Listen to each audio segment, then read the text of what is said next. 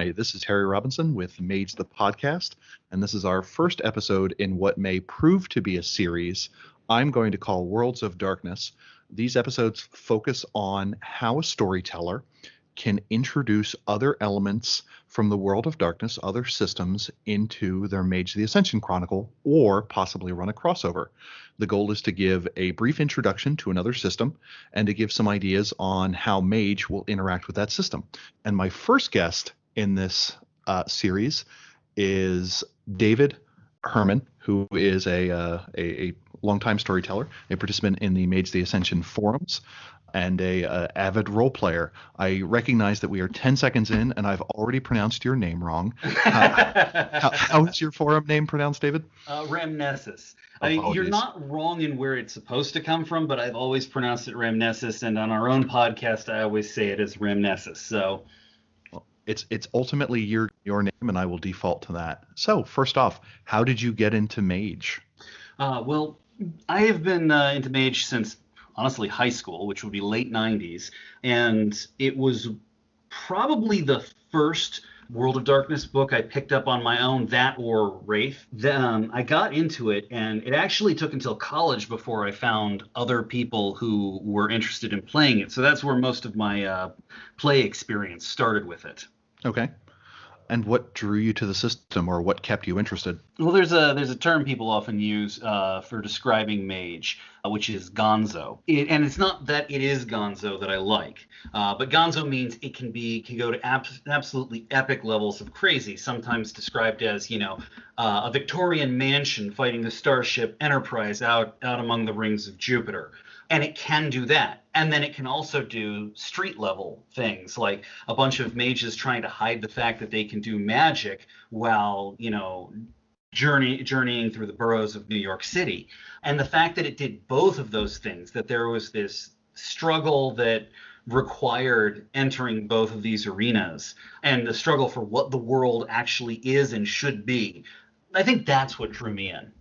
How does that theme compare to the theme of Wraith the Oblivion? Now, just as a note to our listeners, Whitewolf has produced two games that focus on the underworld. One was Wraith, which was issued in the mid 90s, and then Orpheus was debuted in the wake of the ending of Wraith. I only have experience with Wraith as a crossover topic. If you look at the Wraith books I have, it is the 7 books I needed to figure out the exact plot mechanics that I need to. It probably took me, I think the core rule book was actually the 6th I got, just to put that into focus. But what makes Wraith, and if you want to talk about Orpheus, thematically different from Mage? Wraith, what drew me into Wraith instead is it is one of the most evocative, alien, compelling worlds I've ever seen in a role-playing game.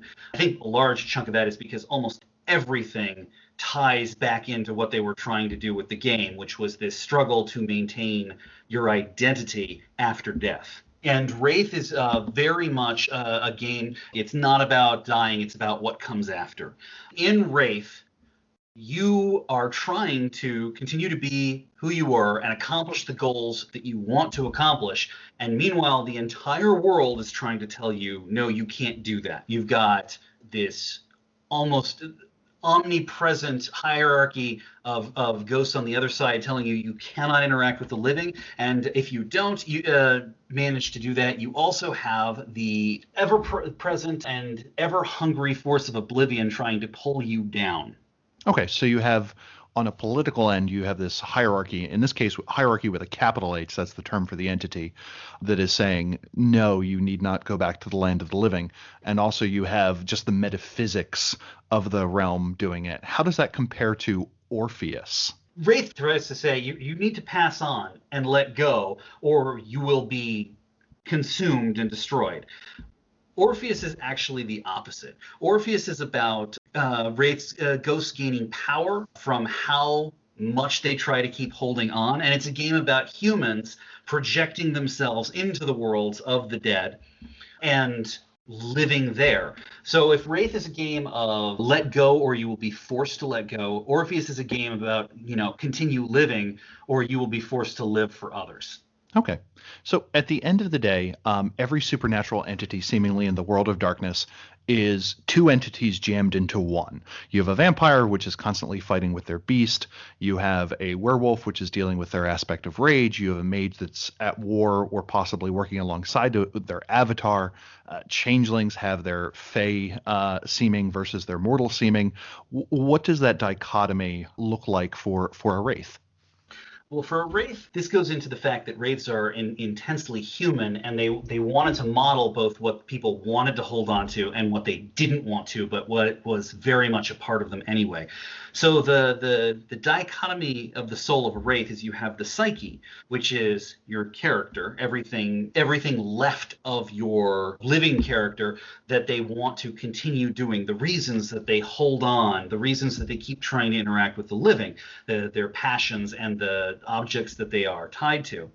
And then you have the shadow, which is composed of all of the drives and motivations why your character wants to end it all and what makes them hate themselves. And both of these are a part of the character.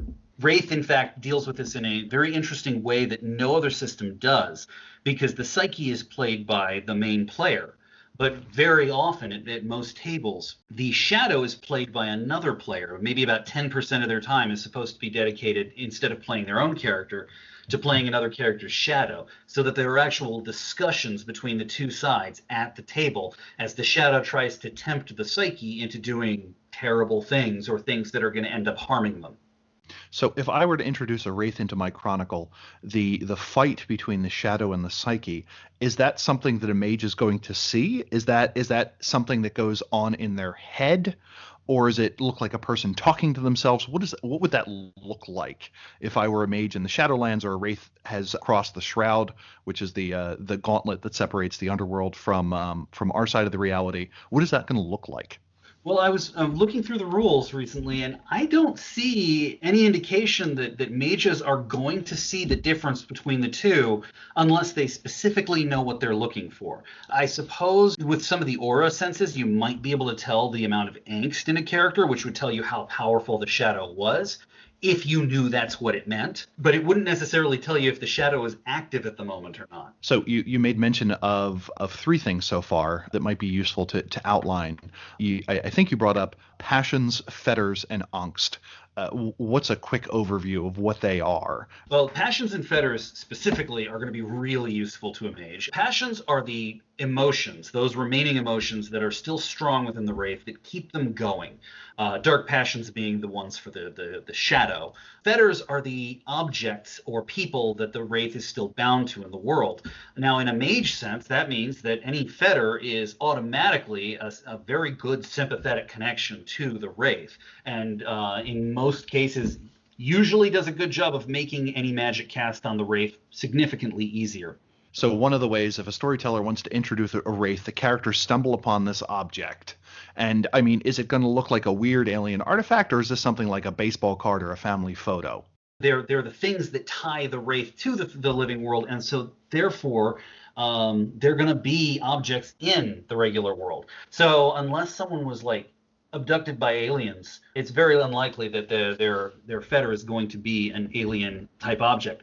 That said, because they are still supernaturally touched, for the purposes of mage, they are probably going to have a different resonance and affect the resonance of the area that they're in. So there are reasons why a mage may or may not start seeing this object as interesting or otherworldly before they realize it's connected to a wraith. So is this something that someone could pick up with like a spirit 1, entropy 1 effect? So David and I both did a fair amount of research trying to figure out how much canon crossover material there is. And if you were to print out a book of all the material, it might be able to fill a postcard. Whitewolf produced a number of crossover books. Like if you really want to do werewolf and wraith, you can. There is the book of the Old West or the Quick and the Dead.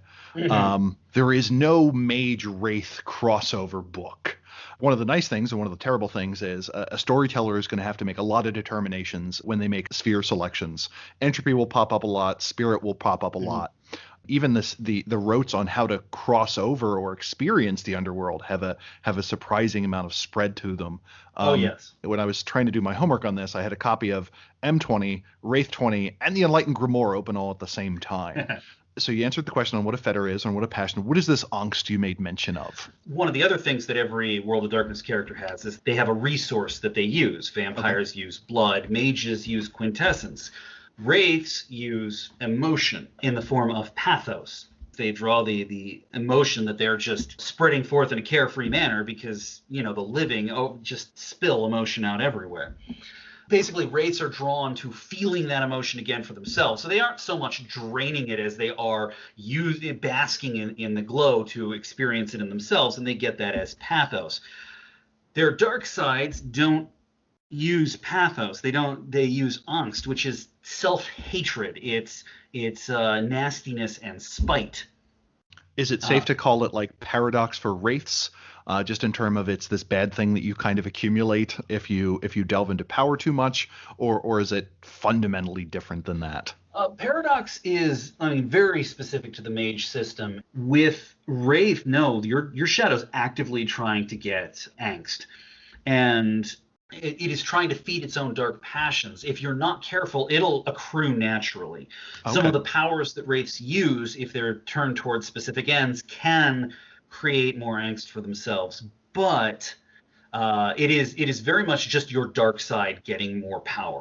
And the more power it gets, the more it threatens to take over. A wraith can be taken over by their shadow, at which point they become a specter.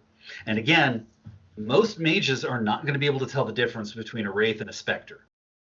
So if I were to introduce a wraith into my chronicle, the players may not know, but I as a storyteller will know, hey, this wraith they're dealing with is not always going to be, there's going to be this Dr. Jekyll and Mr. Hyde aspect to it. Sometimes I'm going to get the spirit, the psyche, sometimes I'm going to get the shadow. So I'm not necessarily dealing with someone that I can trust. Is that safe to say? That's safe to say. And I also encountered this when I was looking through the rules. So if a mage wants to make an attack on a wraith, a magical attack, there are two ways of doing it. Spirit 3, because the wraith is still made of ephemera. Okay. And Spirit 3, you don't need anything additional to work unless you're to do that. I'm not even sure you need it if you're doing it across the gauntlet. You might. But definitely a Spirit 3 attack will work. Or you can do an Entropy 3 Prime 2 attack, which basically rends wraiths much like a Life 3 attack rends people. However, it is specifically called out that mages don't know that this is happening. This also has a tendency to make the wraith in question accrue a lot of angst, which has a tendency to bring out their dark side. So they actually say somewhere in M20, if you do this to a wraith too much, it's going to become a shadow. A specter. Okay, so it seems like one of the recurring themes is going to be the fact that neither side knows a lot about the other, and what a mage may take as the reasonable way of interacting or dealing with a wraith could wind up creating a lot more problems later. One of the interesting things about Wraith compared to the other system is, I think if we were to look at how common the supernatural or the night folk of various systems are, depending on what source you want to talk about 1 in 100,000 mortals does some form of magic, including hedge magic and so on, out to, I think it was one of the Hermetic books early said it was 1 in 5 million. And you look at vampire and they seem to be more common than mages. Same thing with werewolves, changelings, I think kind of round out the top. But if everyone who dies turns into a wraith, why aren't there more of them? There are 3 answers to that. Okay. This is not a nice place to be, and there's a reason why wraiths don't like being there. The first one, the easiest one, not all people who die become wraiths. There are 2 ways out of being a wraith, and a lot of the people who die, maybe as many as 9 out of every 10 people, take one of the 2 of them. Which is, one is to pass on and move on to whatever comes next, be that reincarnation or whatever. The books never answer that. The other thing they can do is they can fall straight to oblivion, and a lot of people who die do that as well. And you never see either of them manifest on the other side. There are also a lot of them that come over too weak to resist one of those 2 options, and so they fade very quickly. Or they are harvested as raw materials. Okay, what does that mean? In the underworld, there isn't that much that comes over. There's ghosts of people. There's ghosts of objects that were really, really important to people. So like major buildings that fell or collapsed when Rome was sacked. A lot of buildings probably crossed over, but also small items like teddy bears. Knives or things like that someone had put a lot of care and attention into, they might cross over when they're broken. But that's still not a lot of stuff. But there are a lot of ghosts. And Wraiths learned a long time ago that they could literally melt down other ghosts and forge them into raw materials. So all of those ghosts that are crossing over that aren't very strong, that are going to fall into Oblivion, Okay. it's the mentality for a lot of the dead is, well, they're going to fall into Oblivion anyway, and that's horrible. We don't want Oblivion getting stronger. Let's forge them into stuff. So the underworld is made seemingly out of Roman Colosseums, teddy bears, and people. The underworld is people. Oh wow, that got real dark real fast. We have an idea of what the underworld is made of. Is there what does the geography of the underworld look like, if that makes sense? Like, I have a rough idea in my head of when my characters, when they go to the High Umbra, what the fortress of government looks like, or the river of language. Are there any key sites in the underworld that mages might be interested in? So I tend to find that the various Umbra, they map out the same way. So the stuff very close to the gauntlet is a reflection of the living world. And in the low Umbra, or the underworld, this is known as the Shadowlands. That is the Dark Penumbra, or the Vidare Mortuum, probably. Yeah, I think on a very technical level, the Vidare Mortuum is closer to the living world than the Shadowlands are, because to enter the Shadowlands you need a specific spell, but you can be in the Vidare Mortuum on your own. You don't pass gently into the next realm. The Shadowlands are basically a skin. When you get underneath it, you are immediately and without warning dropped into the Tempest, which is a raging storm. Let me put it to you this way. If the High Umbra is thought and reason and imagination, and the Middle Umbra is feeling and instinct and association, the Low Umbra is memory. Okay. So it's not quite the realm of the dead necessarily, so much as the dead tend to be, once someone dies, the only thing they have left is that memory that exists of them. Exactly. Okay. So the Shadowlands make up that really fresh memory, the place you've been to hundreds of times, the block that you can still walk down in your head, all of the things that are very closely connected, where one memory meets the next memory. The Tempest is where memories that are not associated are. It is a raging storm of free floating memories. So it manifests as a storm, as hurricane winds, as crashing waves, as rains, not just of water, but of toy parts or meat. There are stable places in it, particularly strong memories that aren't connected to the people anymore. So like an old loved church that people remember from their childhoods, but no one really remembers where they remember it from. This sounds pretty rough. What would be bringing a mage there? Like, there's kind of three ways to look at a crossover. So we're talking about what I'll call the basic level of a crossover, where we're introducing another type of supernatural into the mage setting.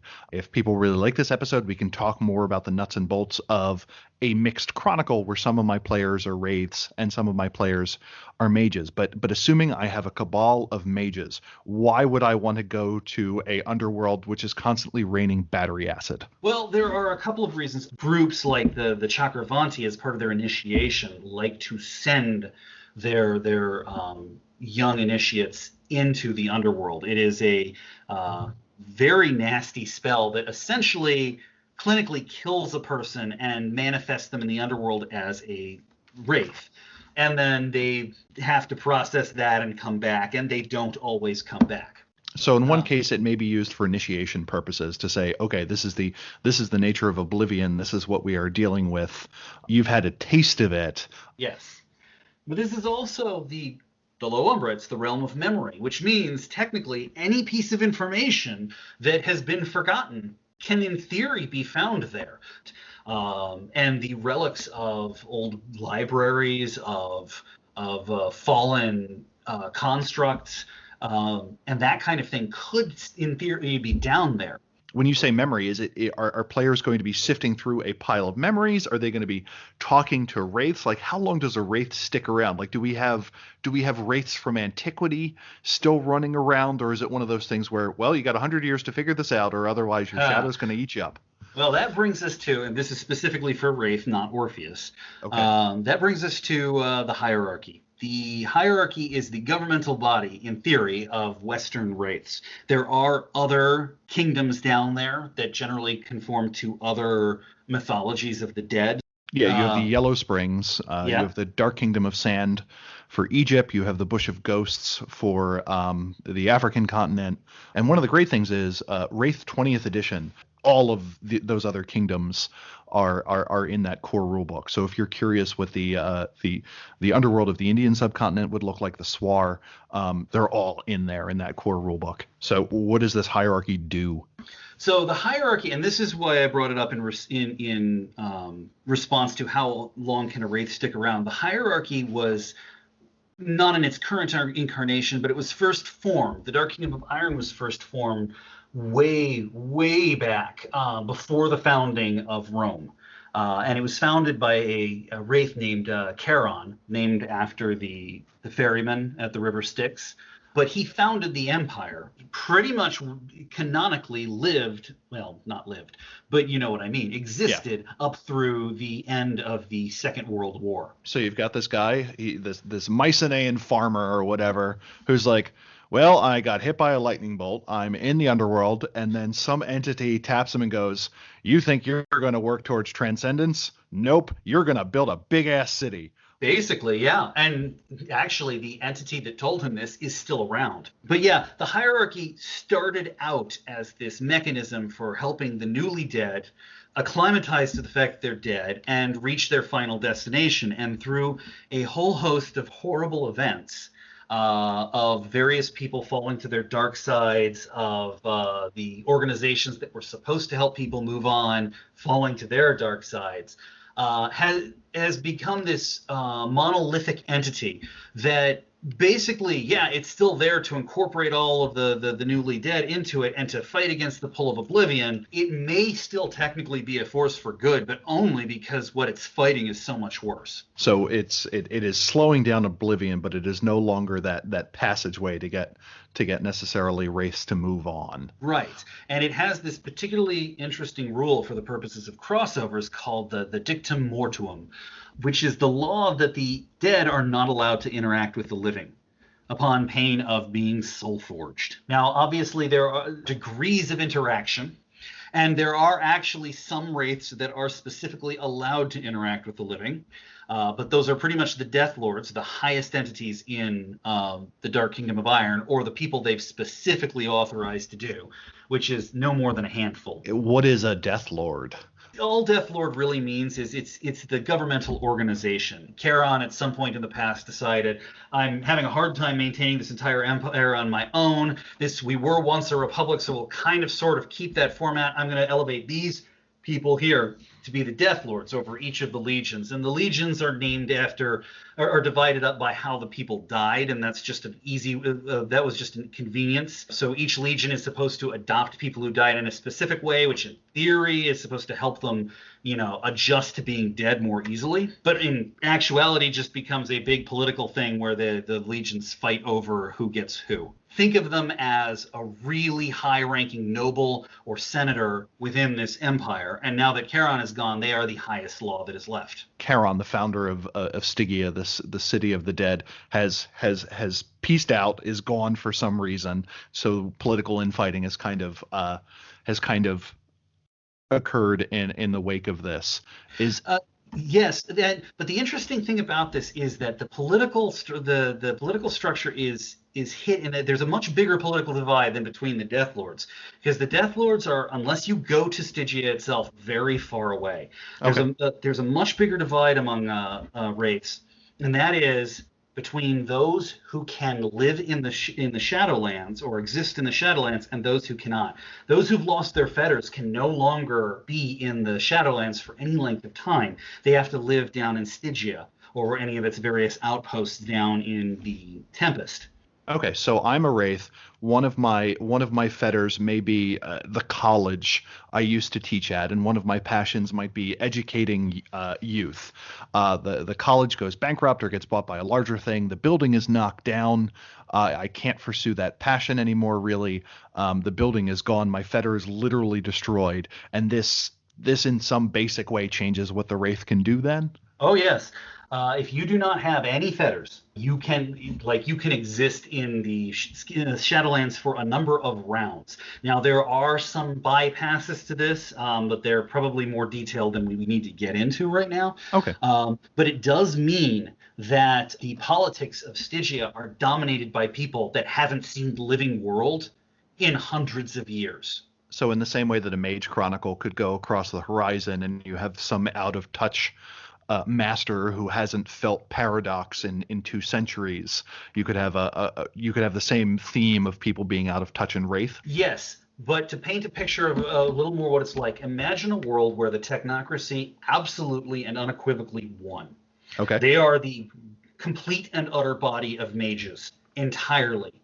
And they are completely dominated not just by the few archmages that can still only exist out there, but they've been around for so long that there are hundreds, if not thousands, perpetuating their lives out there.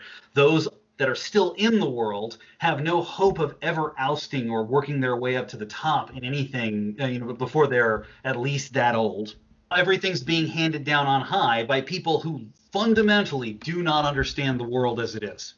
So it is both the case that there is a rigid ladder, but also that most of the rungs on that ladder have been removed. Basically, yeah. And it's not even a deliberate thing. It's just that Stygia is a place where people go, or wraiths go, when they can't exist in the Skinlands, which means it's the number of people there are naturally going who are that old are naturally going to dwarf the number of people who are not. Interesting. So how is a mage going to be pulled into this politics? If they're lucky, they never will be. They are not going to be happy if they go to Stygia. Okay. Because, I'm not sure there's a clear rule on what to make of the living who enter the world of the dead. Chances are it's not going to go well for them. First off, many wraiths are going to try to punish the living for entering. Wraiths, they not consume, but they need to be near the emotions of the living to gain a lot of their power. They don't absolutely have to. There are other ways, but it is a very compelling thing. It is like a vampire being surrounded by a herd. They are going to be drawn to consume because it's not just about gaining power. It is about feeling something for the first time in however long. They can really only feel when they're doing one of 2 things: when they're pursuing their passions that they specifically have, or when they can bask in the emotions of the living. And now all of a sudden here in the middle of the underworld, instead of having to go all the way out to the Shadowlands, in the middle of the underworld, here are these wraiths, but they're not wraiths. They're still feeling emotion like the living do. It would take a very strong willpower to not view that as just a banquet in disguise. So I think that's part of the reason why the Agama Sojourn wrote requires life. It is both trying to put your body on hold and probably suppress that spark when you go across, as to not become this blazing beacon of light that all wraiths are attracted to. Do we get any other systems of how a mage could get to the underworld that doesn't involve at least being an adept in one sphere? Yes, bizarrely, we do. But when I was looking through dimensional science, so the technocrats version of the spirit sphere has the ability to lower the gauntlet to 0, which is something that's going to include the shroud. It doesn't specify. If story requires it, that's a perfectly reasonable way you could do it. So any other area where the gauntlet's going to be low, so a shallowing. So is this a case where you can make a haunted house that is literally an entrance to the underworld? You could. There is no way that a shallowing through the shroud has existed for any length of time without something powerful moving in. They're always going to be protected. So it's either going to be very temporary, Or if you do find this thing, it's one of those things where like, oh, look at this giant lump of gold I found in the middle of Yes. nowhere. Like if this is here, I'm either super lucky or this is already someone else's. Narrator's voice. He was not super lucky. Yeah.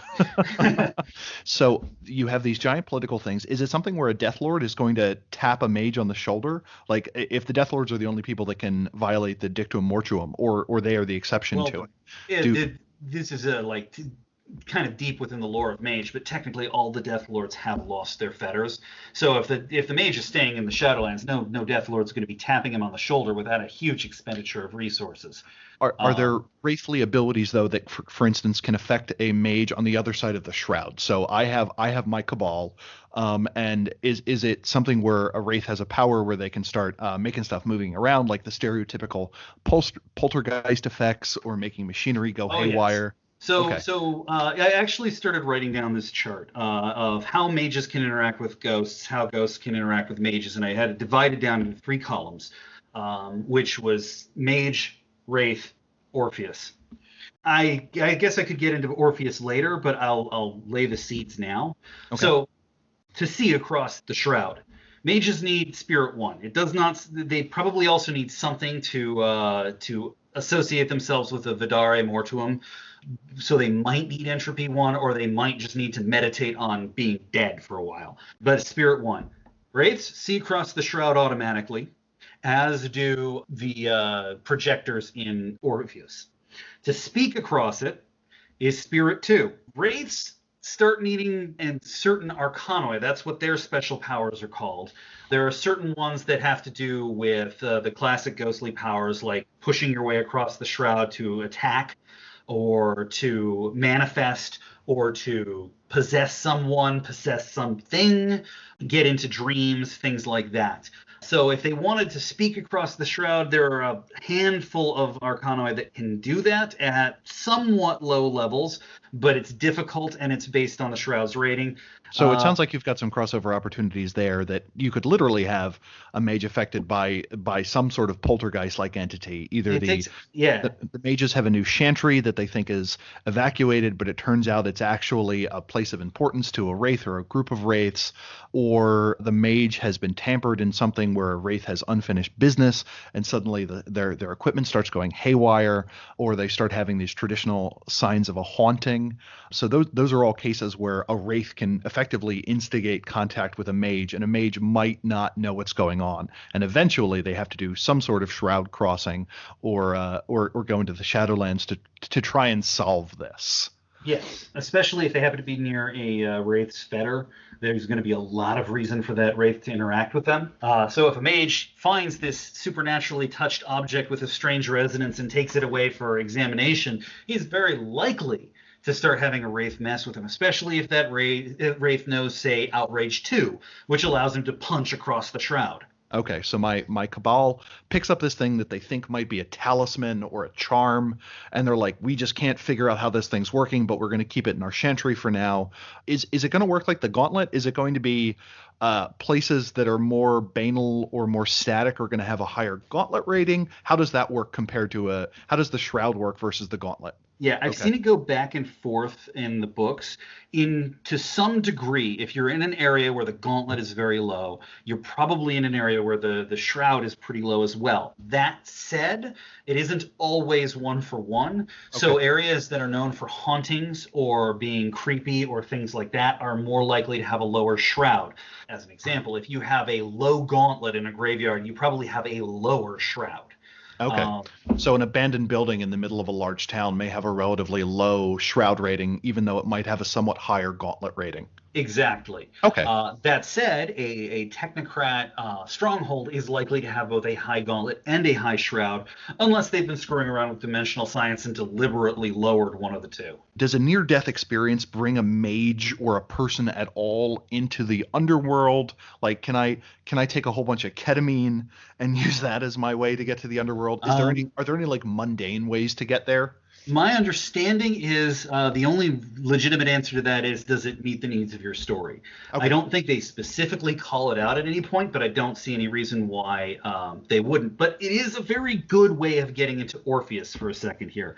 I said Orpheus is different. Orpheus technically takes place after the end of Wraith, when the entire hierarchy collapses in a giant storm known as the Sixth Great Maelstrom.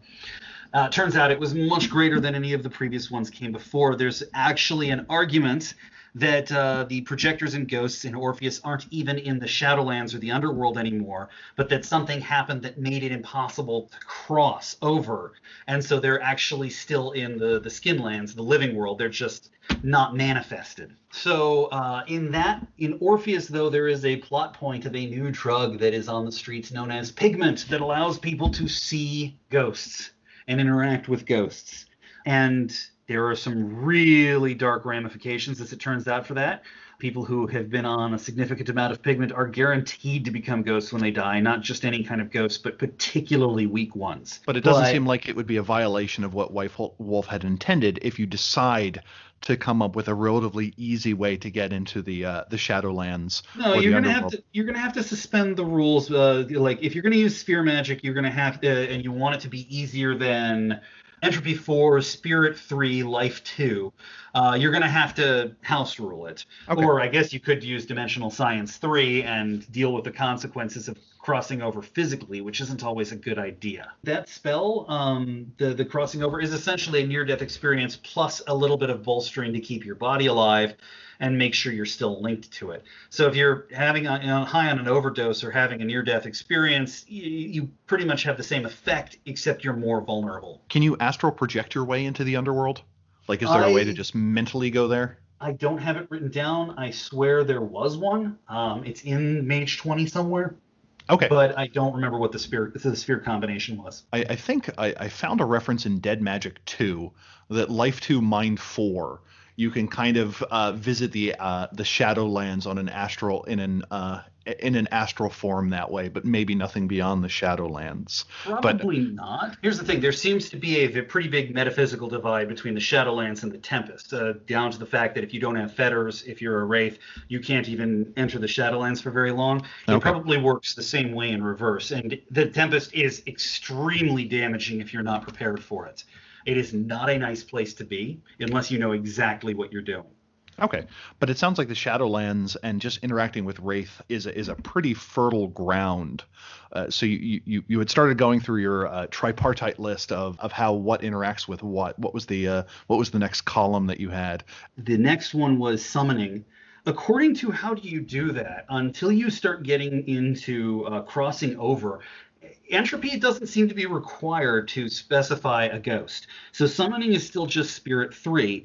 The equivalent, though, of a Wraith just showing up would be something like Embody, and I think you need to get to Embody 4 before you can start moving around. I think Embody 3 lets you show up as a statue. So you're getting to the level where sphere magic is significantly more powerful, significantly earlier on than Wraithly powers are, but that's by design because it's not supposed to be easy for the Wraiths to cross over. It's part of the whole it sucks to be dead thing. That kind of makes sense. What is this projecting thing that you had brought up as part of Orpheus? All right. So in Orpheus, what happened was a firm that was looking into cryogenic preservation ended up realizing that when these people were cryogenically frozen, they were still around in like a spirit form, interacting with people, and they ended up setting themselves up as this what was known as a projector firm, where they taught people through meditation or cryogenic preservation to project themselves as essentially as ghosts.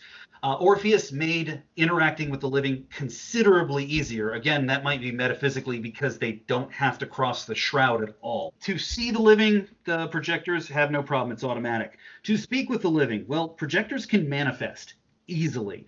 The Orpheus changed the name of some of the power pools a little bit, so they call it Vitality. Okay. Is there the thing they use, and Angst became Spite. Oh, I can get behind that. I feel like if you're playing a hollowed one, there should be a spite bar that when it gets full, you get to do some sort of ultimate power where you move out of your parents' basement or something. Oh. Shots fired.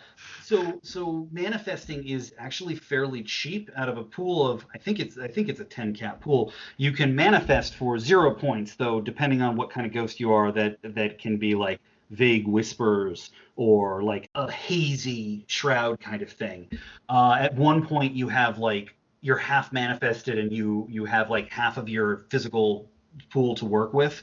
And at 2 points, you're fully manifested and look like you do when you were alive. I think it lasts for a scene. And yeah, you look like you do if you were alive, only more lifelike. So it's very cheap for them to interact. And it's also a lot of their powers are very easy to interact with the living with, and they come a little more easily. I think the initial group of Orpheus projectors, you can also play as a ghost in that, but it's still the same rules.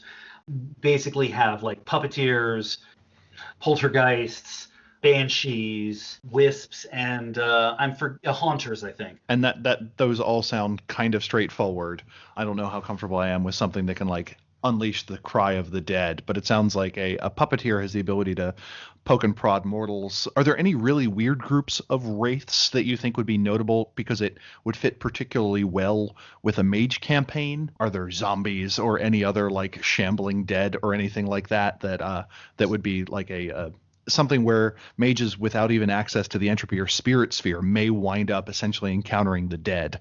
Yes, it's very hard to do from the side of the dead, and it's not so easy to do from the side of the living. But there is a state called being a risen, where a wraith, in conjunction with its own dark side, so its dark side has to agree to this, can crawl its way into a body and animate that body, stitching it together to look somewhat lifelike. I forget, honestly, the rules for how dead it looks, but I think they can pass for vampires a lot of the time, which means that unless they're specifying Nosferatu, it means they're probably fairly close to lifelike. So it sounds like another entree to crossover is that that a mage or a cabal is going to encounter one of these risens who I imagine is trying to finish business of some sort. And since it's this entity that may have been around, that has seen the underworld, they may have access to the information that the characters are interested in some sort of quid pro quo. Hey, help me settle the score, or help me solve this problem, or finish off this concern I had while I was living, and I will give you this piece of information that I've gotten because nothing is ever truly forgotten, or what have you. Speaking of which, that also brings up something mages can do for a wraith that has not done that in return. I found this in How Do You Do That? It is a spirit form matter 2 prime 2 to create a pseudo-rism, to basically animate a corpse and stick a ghost in it. Oh, okay. So for a relatively potent cabal who needed something super important, that is one of the services your group could render to try and get a wraith. Even more potent would be the Spirit 5 Life 4 Prime 2, which lets you obliterate the soul in a body and stick a ghost in instead, a living body. That sounds like a bit much. I feel like there's going to be some Jortaint coming out of that. Definitely. I would not hesitate to punish a cabal, at least not punish, but have consequences to a cabal for doing something like that, unless they were like very careful and took someone who was like brain dead already, and did something like that. In which case you've got a nice little hospital run where they have to avoid security guards and get in and do a ritual in a hospital room. Oh, interesting. So we've gone over, this has been a whirlwind tour of Wraith. If I'm a storyteller and I want to introduce Wraith or Ghost or something like that to my chronicle, what references do you think I need to pick up?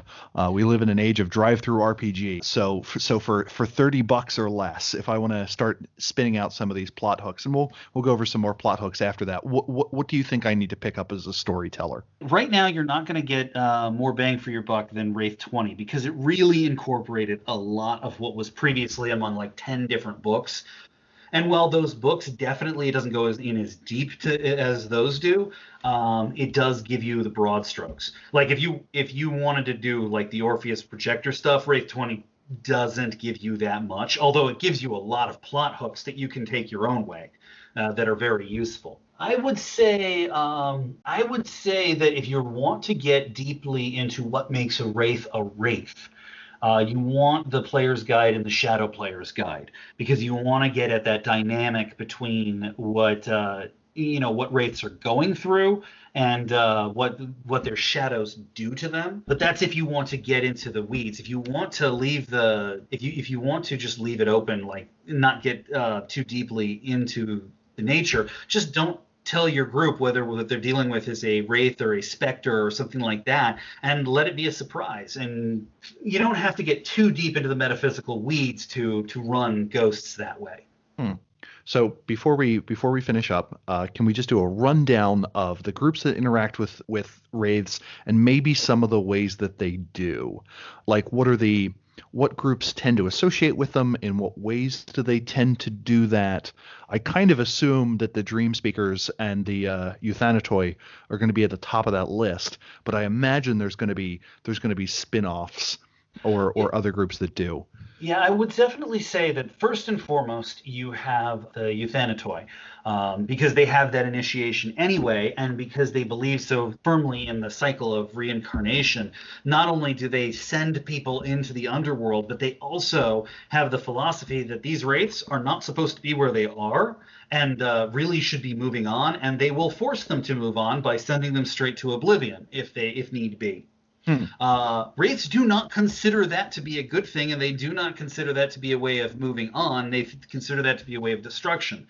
Whether the Euthanatoi are right or not is an open question. Sometimes some of the ways I think of Wraith, I sometimes think they probably are technically correct, but the Wraith itself is still dying. Only the rest of the soul is moving on, as it were.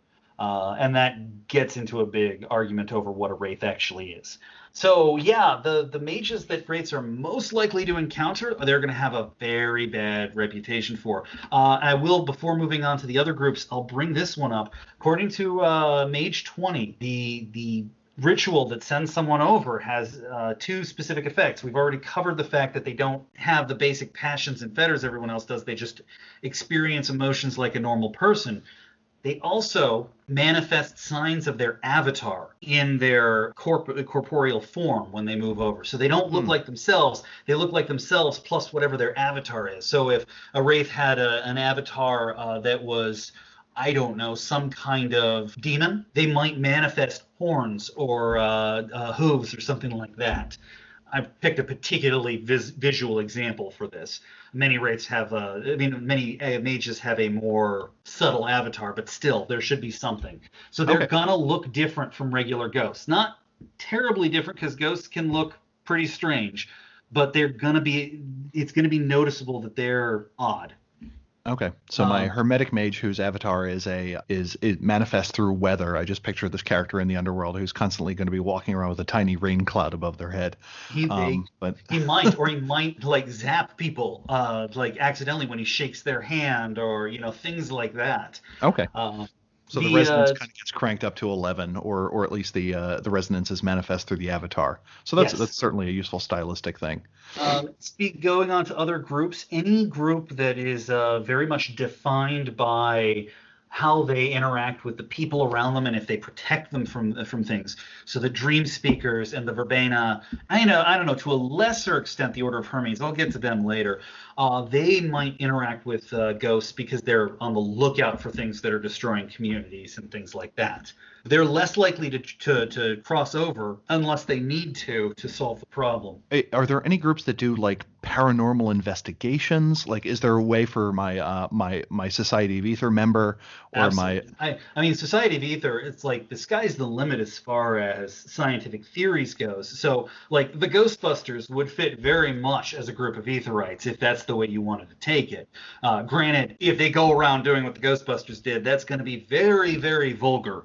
But still, you absolutely could have a set of ghost hunters there.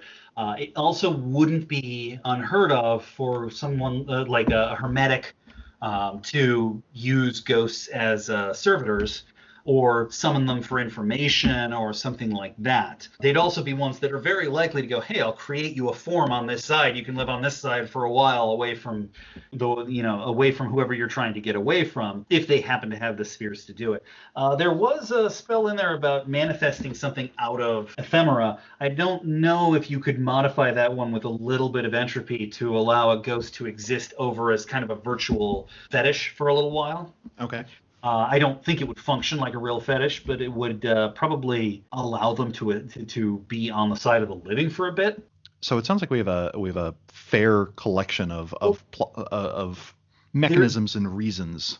yeah, there is Um, one other group that I wouldn't say as a group they're guaranteed to interact with dead, but they interact with everybody, and they are a significant faction in Mage. The Nefandi, very likely, at least some of them have some significant reasons to go over to the other side. We do know there's a faction of Nefandi that worship or serve or pretend to serve the dreams of chthonic beings that live down at the very bottom of the underworld. But they do exist down there, and some of the Nefandi are associated with them, but they don't. There's a large reason to believe the Nefandi didn't know that's where they were, so they're not going down there to visit them. I recently finished up a chronicle where my characters did a fair amount of interaction with the underworld and wraiths or wraithly entities. And my big takeaways were the advantage of dealing with wraiths is their motivations are much more understandable, to me at least, than a lot of umbral entities. A wraith has friends that they are trying to take care of. They have unfinished business they're trying to deal with. They have hobbies, they have passions, they have enemies. And as far as a story goes, I find that much easier to work with than either the very basic designs of a jangling or a gaffling in the Umbra, or versus the inscrutable motives of maybe higher umbral forms or things that you'll run into in the astral. This particular chronicle dealing with the emergence of a once-born, which is a fancy way of saying a giant sleeping thing that was going to eat everything if it woke up. So my characters were working very diligently to find the pieces of a ritual to make that happen, or pardon me, to make that not happen. The other nice thing with Wraith is, since it is a realm of memory, as far as this chronicle went, I got to have my characters essentially time travel. I'm located in the Northeast, and one of the cities of importance was Philadelphia. It's a city that has been around for over 3 centuries, and at least as a storyteller, I had a ball going through historical documentation of what the city used to look like, or buildings that used to be important, and letting them thrive in the underworld. If you're in a major metropolitan area or an area that used to have something of note that has been replaced, the Shadowlands reflection of that is probably going to have that building or that statue or that piece of art or whatever. You can kind of introduce Wraith as a way of doing time travel or introducing set pieces that are out of time. Another interesting thing when dealing with Wraiths is there's nothing to say that they don't last for centuries, if not millennia. I find it interesting that in the lore of Wraith, Hypatia of Alexandria is still running around operating the Library of Alexandria.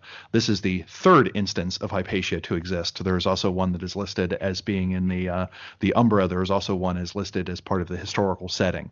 So it's kind of interesting that if you want your characters to literally interface with a historical entity or character, you can, which provides another opportunity for some crossover scenarios. Do we ever get any information on whether mages can become wraiths? They definitely can become wraiths. They lose access to their spheres if they become wraiths, because it's not clear whether the avatar just moves on or if it just chills somewhere waiting for the wraith or shadow to get done with whatever they're doing before the whole thing moves on. But whatever the case is, wraiths don't have access to an avatar. They cannot use sphere magic. But it's certainly possible to say that if you have a story where a previous member of your cabal is done in, that character may return as a wraith. Yes, it is far easier for a mage to become a wraith than it is for a werewolf to become a wraith. And Wait, that's indeed, mages are likely to have that kind of overriding motivation and high willpower that's necessary to become a wraith. Okay, that makes sense. I think we've done a pretty good overview. I think the only plot thread that we didn't mention was you had linked me to a pretty interesting story idea involving the Void Engineers. Yes. So the basic idea was, the Void Engineers, they get everywhere. And then there was the Avatar Storm. And this one Void ship crash landed in the middle of this Avatar Storm and somehow crash landed in the middle of the Tempest. The setting was in the middle of the 6th Great Maelstrom. So the Tempest is even more of a gigantic and furious storm than usual. And something I didn't mention earlier is the Tempest isn't just full of winds and debris. The Tempest is full of strange forms of specters that ride those winds and tear into everything that they can. This is doubly true during a maelstrom. So the idea of this story was a journey to find this ship in the middle of the Tempest between waves of the maelstrom and rescue these Void Engineers. Whether you were doing this because you were another set of void engineers and you were trying to rescue comrades, or you were doing this because you were a bunch of traditions mages and you needed something those void engineers had, or because, hey, the void engineers actually do have some allies among the traditions, even if most of them wouldn't admit it. So this sounds like it could almost be like similarly to in World War II when the Allies were trying to capture code books. You have resources who indicate, hey, this void ship has gone down. The crew appears to be dead, and this would be an amazing chance to get a otherwise fully functional piece of technocracy kit. Or the crew, or some of the crew might still be alive, and this is an excellent time to get a defector. Oh, okay. That sounds pretty neat. Well, I think the reason I bring that one up is one of the things the thread touched on is, okay, so here you have this ship. If it had living void engineers on it, they've been being hammered by specters for how long? And specters don't just attack; they also try to get in at your dark side and manipulate you. Are they going to believe that the players are there to rescue them when they finally show up? Other questions were, how are the players even going to navigate the Tempest? You've got three or four different groups that could help. You've got the hierarchy could do it. They're certainly going to have the most wraiths that could do it, but they're not going to want to help the living without a really good reason. They're in fact probably going to want to imprison the living. You've got renegades. You've got renegades or the one of the guilds that has to do. They're called the Harbingers Guild, and their whole shtick is dealing with the Tempest. But you have to find them. They're pretty well hidden. Renegades are, they might sell you off to the highest bidder. You've got ferrymen who are still around that are pretty much doing their own thing for their own reasons. The advantage is if they do decide to help you, no force on earth is going to stop them from helping you. They won't sell you out for any reason, but they're even harder to find, and you'd have to convince them.